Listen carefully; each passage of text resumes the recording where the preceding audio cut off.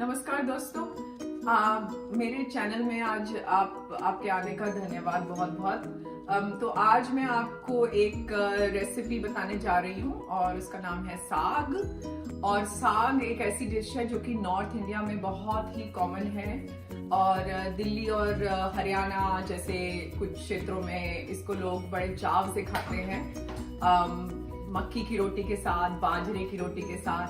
तो मैं एक बहुत ही लोगों, हमारी जैसे कई मेरी दोस्त हैं, उनको बहुत डर लगता है साग बनाने से। उनको लगता है बहुत ही डिफिकल्ट मेथड है साग बनाने का, पर मैं आज आपको इतना आसान तरीका बताने जा रही हूँ कि आप भी हैरान हो जाएंगे कि इतना अच्छा साग बन सकता है इतने कम समय में। तो चलिए बनाना शुरू करते हैं। सरसों का साग बनाने के लिए बहुत ही सिंपल इंग्रेडिएंट्स हैं। आपको सरसों चाहिए, मस्टर्ड। मैंने यहाँ पर जितनी मस्टर्ड ली है, जैसे मैंने 2 जूथी मस्टर्ड ली है, मैंने आधा मेथी ले ली है, इसका मतलब 1 जूथी मेथी ले ली है। और जितनी सरसों ली है उतनी ही पालक की जूथी ले ली है। और बाकी टमाटर हैं, 3 बड़े टमाटर हैं। तो बेसिकली अगर आप 2 जूथी ले रहे हैं तो उसके लिए 3 टमाटर और 1 ये पूरा लहसुन मैंने लिया है। और आप देख रहे हैं मैंने इसको काटा नहीं है, मैंने सिर्फ इसका छिलका निकाल के रख लिया है। मसालों के अंदर हल्दी, जीरा और नमक और तेज पत्ता और हींग ऑप्शनल है, वो मैंने यहाँ पे नहीं दिखाया है पर मैं डालूंगी। तो टमाटर की मैंने प्यूरी बना ली है। आपके ऊपर है, अगर आप बहुत ही फाइनली चॉप कर सकते हैं, मुंह में ना आए बेसिकली, तो आप चॉप कर सकते हैं, नहीं तो मेरी तरह प्यूरी बना सकते हैं। अभी जैसे देखो थोड़े थोड़े जैसे मैंने ये थोड़े बड़े पीसेस रह गए, थोड़ा 30 सेकेंड के लिए मैं और इसको ग्राइंड करूंगी ताकि ये बड़े पीसेस भी हट जाए। वैसे तो ये सरसों का साग बनाना बहुत ही आसान है।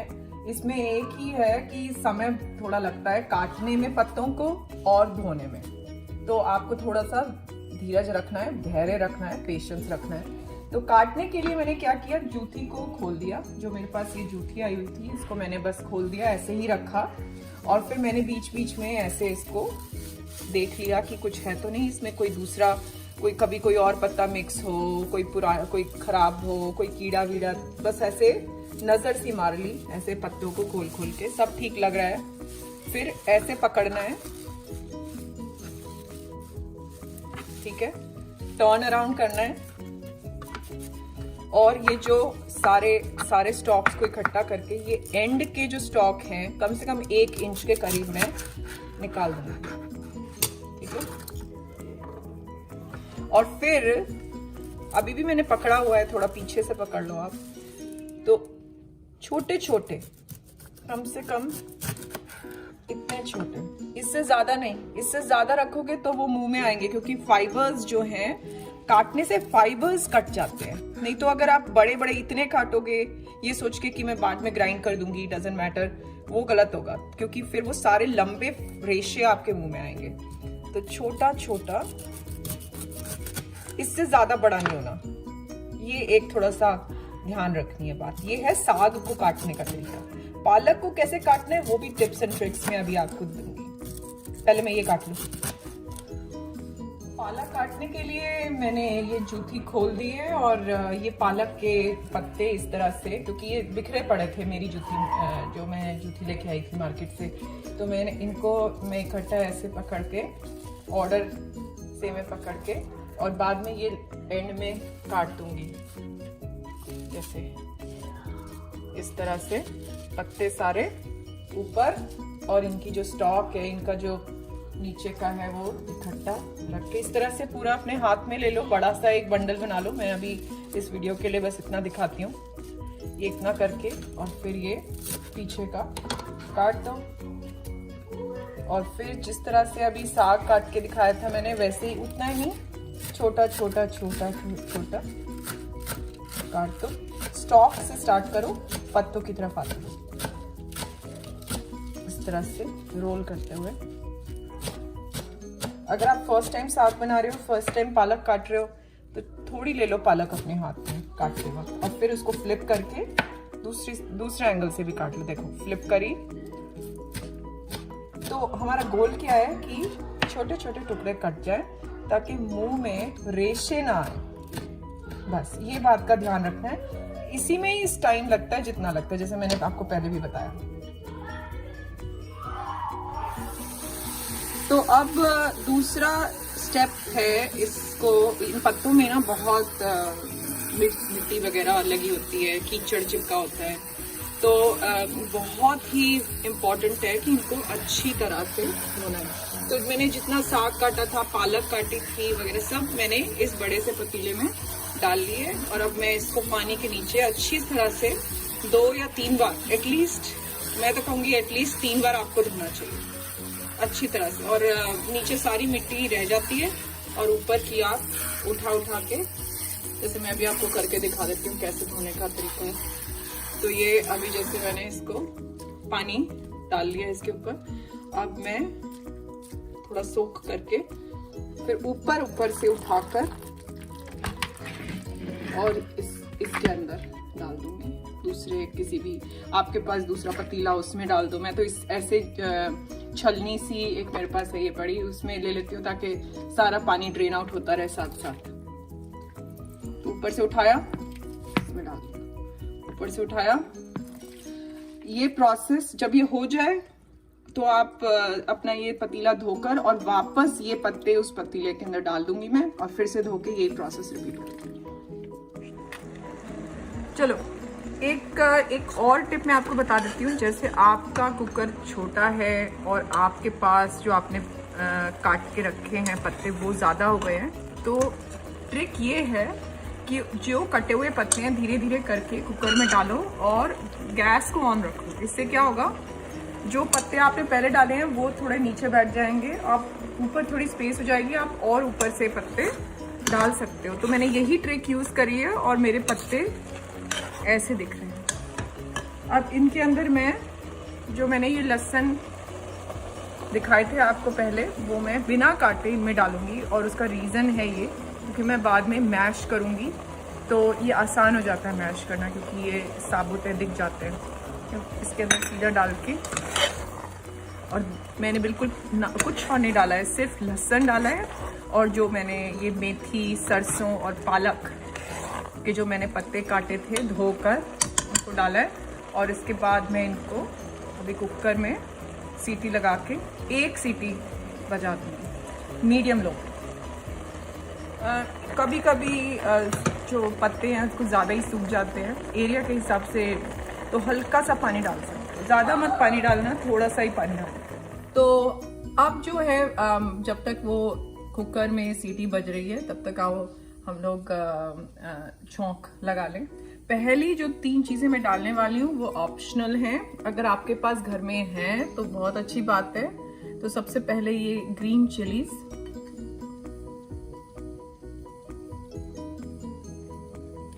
मीडियम फ्लेम को मीडियम रखने हैं।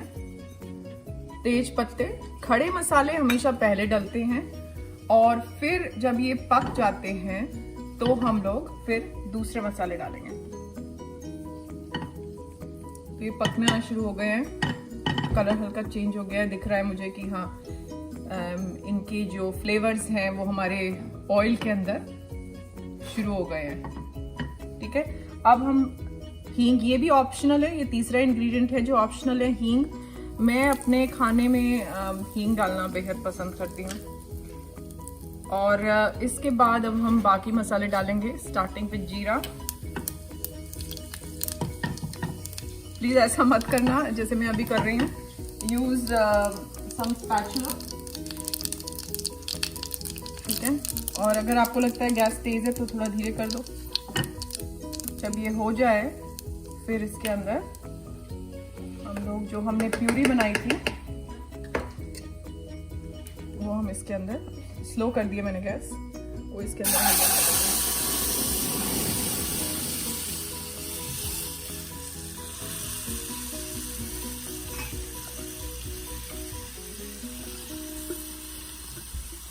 मेरी गैस थोड़ी सी ज़्यादा तेज़ थी, ज़्यादा स्प्लैशिंग की आवाज़ आ गई, लेकिन आप थोड़ा लो करके फिर डालना। बस ये टमाटर डल गया है, इसको कुक करना है। अभी देखो बिल्कुल रॉ है, इसको कम से कम 5 मिनट लगेंगे कुक करने के लिए। और इसके अंदर मैं अभी ये हल्दी भी डाल दूंगी और नमक जो है वो टमाटर को बड़ी जल्दी गलाता है, तो हमेशा जब भी टमाटर डालो छौंक लगाने के लिए हमेशा उसमें नमक डाल दो। हल्दी मैंने पहले इसलिए नहीं डाली, इसके बाद मैंने इसके अंदर हल्दी डाल दी और नमक डाल दिया। नमक डालना, टमाटर के बाद नमक डालने का फ़ायदा ये है कि जल्दी ये पक जाते हैं, ये जल्दी कुक हो जाते हैं। तो हमेशा जब भी नमक डालो तो टमाटर के बाद डालो।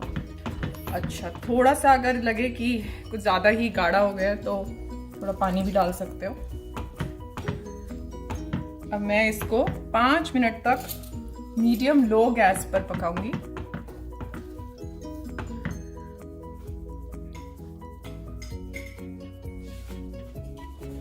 तो अभी तक मसाला कुक हो रहा है, इसका मैं पानी सूखने दूंगी। जब तक ये मसाला कुक हो रहा है, चलो ये मैंने कुकर खोल लिया है और इस तरह से ये लग रहा है। अब यहाँ से 2 तरीके हैं, या तो आप इसको मैश कर सकते हो, ऐसे फोड़ सकते हो। मथनी होती है कई घरों में। ये लहसुन है जो हमने डाला था, तो इस सब कुछ क्रश हो जाएगा। देख रहे हो ये कैसे क्रश हो गया बिल्कुल। तो एंड गोल ये है कि ये पत्ते जो ये खड़े हुए हैं इनको मैश करना है, फोड़ना है। 2 तरीके जैसे मैंने आपको पहले बताया, या तो हाथ से ये इससे, या मथनी से। ये मथनी है, इससे भी आप फोड़ सकते हो। और दूसरा तरीका है कि इसको आप ब्लेंडर में डालकर और दरदरा, पूरा पेस्ट नहीं बनाना, दरदरा कर सकते हो।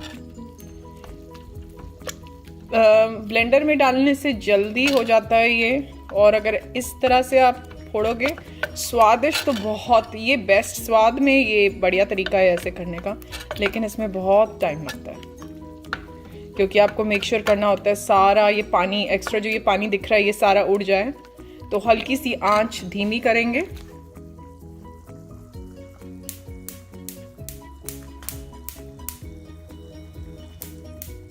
और उसको धीमी आंच पर ये सारा पानी इवेपोरेट हटाना है और साथ में मथना है।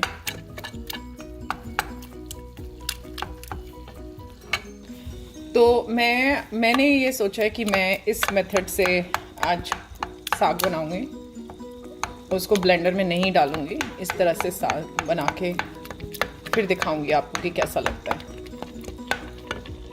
अगर आप ब्लेंडर यूज़ कर रहे हैं तो याद रखना पूरा पेस्ट नहीं बनाना है, दरदरा ही करना है। तो ऐसे से इसको बीच बीच में चलाना है और साथ साथ इसे कूटना भी है, चलाना है, कूटना है। कम से कम मुझे इसमें 15-20 मिनट तक ये प्रोसेस करना है, या जब तक ये पानी मेरा सूख ना जाए और ये प्रॉपरली मैश ना हो जाए तब तक मुझे करते रहना है। तो अब मुझे 5 मिनट हो गए हैं घुमाते घुमाते, और गैस मीडियम लो पर है। तो ये 5 मिनट बाद ये ऐसा लग रहा है। इसको मैं और घुमाऊंगी। मिक्स स्टार्ट हो गया है, ऐसा लग रहा है कि अलग अलग नहीं है, मिक्स शुरू हो गया है होना। लहसुन सारे फूट चुके हैं, बिल्कुल नहीं दिख रहे।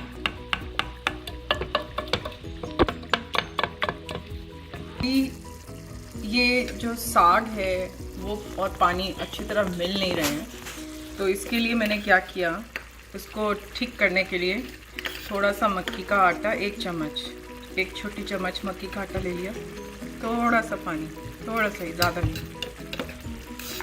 और ऐसे उसको मिक्स कर दिया। और ये क्या करेगा, जब मैं इसको साग में डालूंगी, ये देखो हमारा जो साग अभी मैं मथ रही हूँ इसको मैं इसमें डाल दूंगी।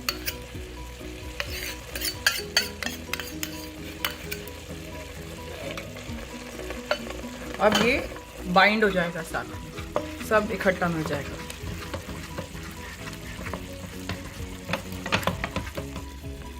तो अभी 2-3 मिनट हो गए हैं मक्की का आटा डाले हुए मुझे। देखो कितना प्यारा, देखो सब इकट्ठा हो गया है, सब बाइंड हो गया है साथ में। मैं कंटिन्यू कर रही हूँ मथना, फोड़ना, जो जो मैश करे जा रही हूँ मैं। कम से कम मैं सोचती हूँ कि 3-4 मिनट और मैं यही करूँगी। तो कुल मिला के 15 मिनट तक मैंने ऐसे इसको बैठकर मैश किया है। तो अब ये करीब 13-14 मिनट के बाद ये कंसिस्टेंसी आ गई है साग की, मैश्ड है ना, और मिक्स्ड है प्रॉपरली। एक्सेस पानी भी नहीं मुझे नज़र आ रहा, देखिए एक्सेस पानी नहीं है। तो यही हमें ऐसी कंसिस्टेंसी चाहिए। अगर आप ब्लेंड कर रहे थे तो उसको थोड़ा खड़ा खड़ा ही रखना है, जैसे मैंने पहला कहा था, पेस्ट नहीं बनाना है। पेस्ट अगर बनाएंगे तो फिर स्वाद का मज़ा नहीं आएगा। ऐसे रखना है ब्लेंड करते वक्त। तो अब ये मैं आपको दिखाना चाहती थी कि ये छौंक लगा के ये ऐसे हो गया है छौंक। तो बस अब मैं इस छौंक को इसके अंदर मिक्स कर दूंगी, ठीक है।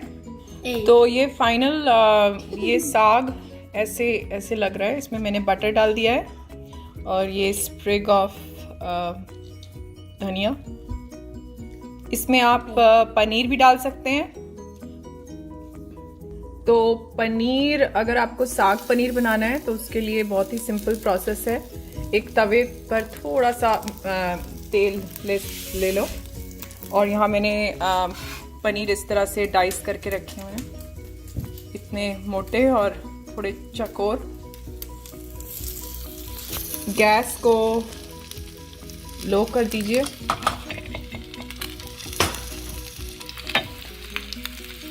और ये सारे पनीर के पीसेस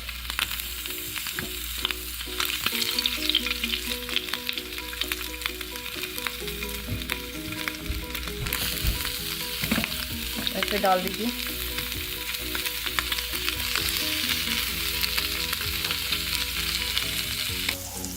और फिर इसको जैसे थोड़े टाइम के बाद आपकी गैस अभी भी लो पे होनी चाहिए और इनको पलट लो। स्पून यूज़ कर लेना, मुझे तो आदत है तो अपना, पर feel free to use a spoon.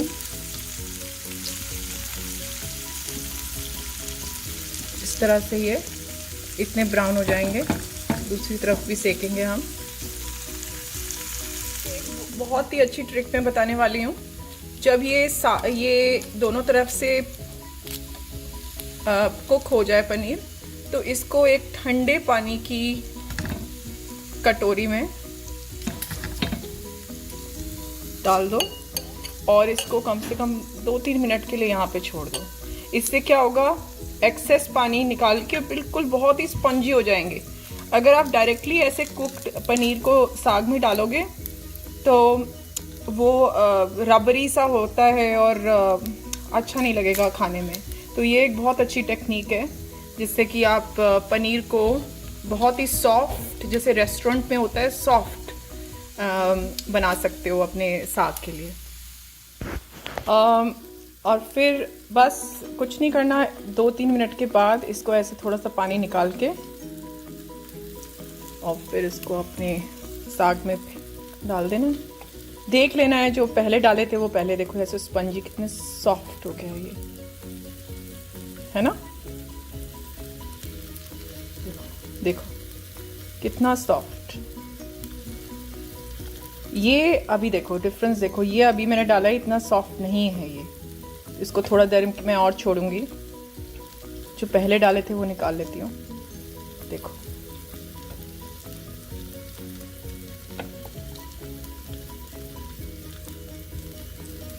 ऐसे। तो बस अब इसके अंदर मैं इसको मिला लूंगी। तो ये मेरा साग पनीर भी बन गया।